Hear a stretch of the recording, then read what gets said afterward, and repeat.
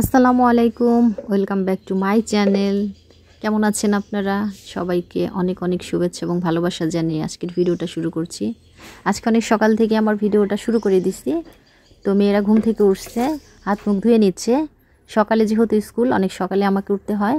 স্কুলটা খোলা থাকলে আমার প্রতিদিনের রুটিন একই হয়, শুক্র শনিবারের রুটিনটা আবার একটু ভিন্ন হয়। ঘরের জানলাগুলো খুলে দিছি, চারদিক দিয়েই সূর্যের আলো রুমের ভিতরে ঢুকে রুমটা কেমন ঝাপসা দেখাচ্ছে। আমার বিছানার উপর দিয়ে যে কাপড়গুলো মেলা দেখছেন, এগুলো সন্ধ্যা রাতেই দিয়ে রাখি, রাতে ফ্যানের বাতাসে শুকিয়ে যায়। আমাদের এখানে হালকা শীত পড়ে গেছে, আর তাই পাতলা একটা কম্বল বের করে নিছি। তবে কম্বল গায়ে দিয়ে শুইলেও রাতে কিন্তু ফ্যান প্রতিদিনই চালাচ্ছি, হালকা করে দিয়ে রাখি আর কি। আমি বিছানা গুছাতে গুছাতে ঈশানা কিন্তু রোড ড্রেসটা পরে নিছে, এখন চুলটা বেঁধে দিতে হবে আমাকে।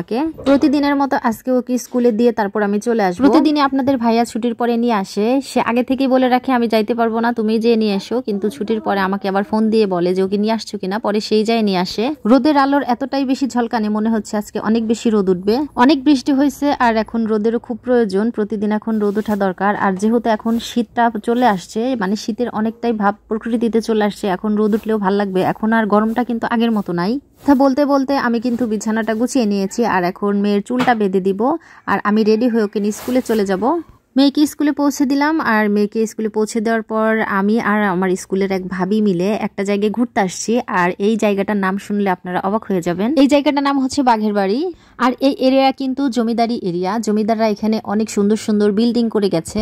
আমাদের এলাকায় অনেক জমিদারি নিদর্শন আছে, এক এক সময় এক একটা ভিডিওতে আপনাদের সাথে শেয়ার করার ইচ্ছা আছে।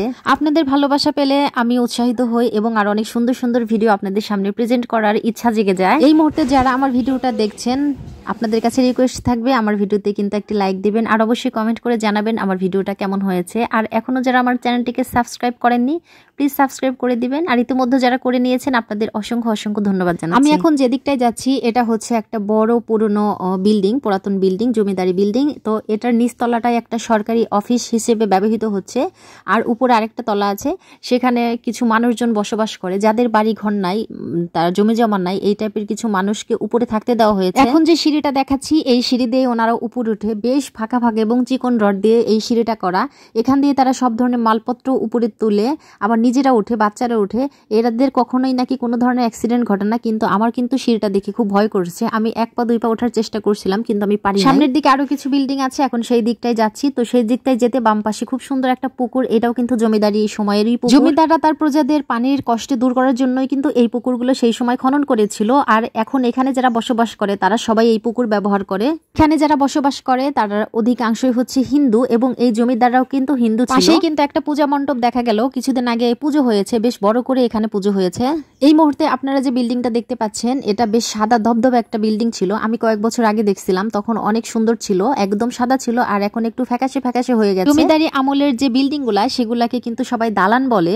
তো এটা হচ্ছে ঘোড়ার দালান, জমিদাররা এখানে ঘোড়া রাখতো। আমরা যখন এখানে দাঁড়িয়ে দাঁড়িয়ে ভিডিও করছিলাম, আমাদেরকে কয়েকজন বলছিল ভিতরে যান, কিন্তু আমরা ভিতরে যাওয়ার সাহস পাচ্ছিলাম না, কারণ এই জায়গাটা অত একটা ভালো না। এখন এখান থেকে চলে যাব, আর চলে যেতে যেতে আপনাদের কাছ থেকেও বিদায় নিয়ে নিচ্ছি। সবাই খুব ভালো থাকবেন, আল্লাহ হাফেজ, আসসালামু আলাইকুম।